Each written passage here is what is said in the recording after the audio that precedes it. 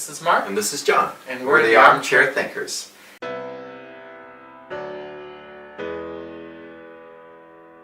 And today we're going to be talking about the third and final debate and what's been happening over the past little while. They both performed, I think, at their best. Hillary was a bit better than Trump. And they had gotten to policy too. It was just a shame that when Hillary got to her policy, as good as it was, like you could tell if there was a Bernie Sanders influence there, as soon as she opened her mouth, you're like, what, really? You're the one telling us this? You know, appoint judges that aren't corrupt? I still consider her probably the lesser of evils. I just wish that someone more deserving was the one standing up on that stage, rattling off all of those policies, and I wish that those words weren't as laughable as they are, because she's got some good progressive policies. That's the thing, is that both of them were playing to turn out the base, right? You could tell Hillary Clinton was, pumping against Citizens United, and Donald Trump was, going on about the Second Amendment, and just every answer was, this is my base, you should vote for me, I have this policy that you voted for the past 50 years. Both of them were like that. There wasn't a lot of Donald Trump appealing to anti-establishment. There wasn't a lot of Hillary Clinton appealing to more conservative, fiscally conservative, socially liberal voters.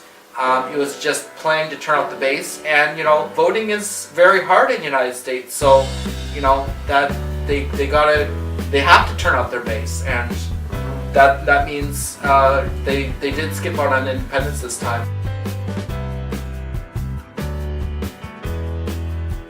Some of the hypocrisies of Hillary, like when it came to the whole immigration debate, the guy that was moderating said, you guys have very different views, and Hillary sort of laughed fakely, as she always does, and then Trump said, not so fast, you know what, you were voting for a wall in 2006. He was exaggerating. When you look at the details, it's not quite that simple, but the point was Hillary was very much in favor of strengthening support for the southern border. They didn't even bring up the fact that she wasn't always in support of equal marriage down the States. There was just none of that even mentioned. So I do believe that Hillary's evolving views, as she put it, were exposed, and that was the thing that would really resonate with the Trump supporters.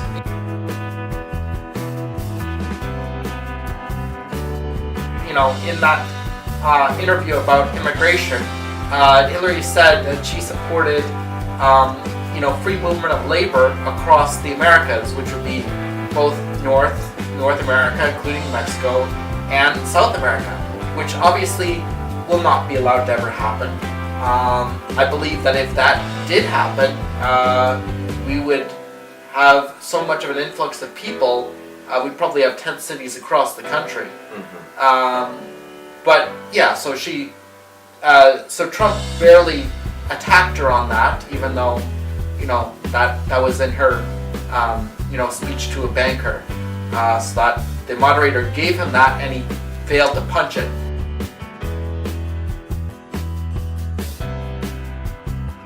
Hillary made a very good point that I'm glad was finally made, because this was something that always made me raise an eyebrow. He says he's going to deport 10 million Mexicans if he's elected. Hillary kind of elaborated on just how impractical that would be.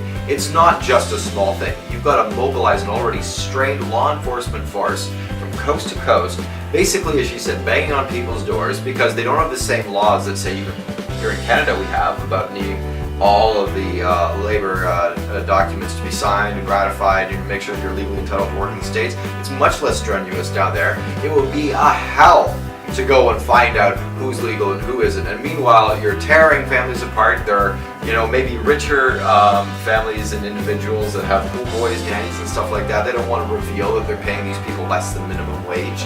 It's not going to be easy to kick them out.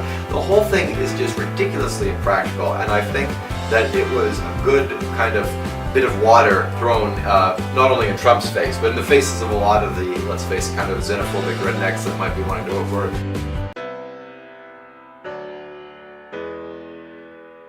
Last time when we made the video, we had the tapes of Trump making statements, but then every night there's a new woman crying and about stuff that he did to her. we're all little people, and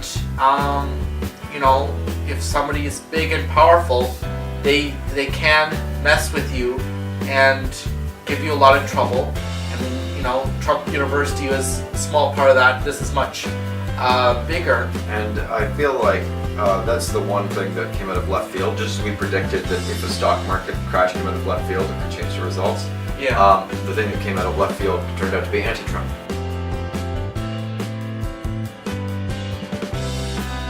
It's entirely unfair of the media to make it seem as if this, specifically this, means that he's anti-democracy. He said, oh, well, I'll accept the results of the election, maybe we'll kind of have to see. And they took his uncertainty on that, and they were like, ha, you're anti-democracy, you don't want to accept it if Hillary wins. Well, he doesn't think that Hillary winning is a foregone conclusion because he's running against her. And the fact is, any decent person should answer that question with it depends. And the reason why is because there always have been things that have gone wrong during elections, the recounts of 2000 being just one example. You can't say, I'm going to accept the results of the election not knowing whether or not those results are legitimate. And so Donald Trump's position has to be, I think there's a tiny % chance that it'll at least be close, right? You can't say Hillary's going to blow me out of the water. You just can't say that, right? No, it would be idiocy on his part. He wants to at least be able to, for the sake of his own pride and ego, if nothing else, go down in the least disastrous way that he possibly can. I am perfectly confident that, if Hillary is winning in 270 electoral votes by, let's say, about 3%, he's gonna say she won because she did, and it's very clear, and it wouldn't be like that. But you have to keep the hope alive, and so that's the position Donald Trump is. He has to say that he will see, because you don't know.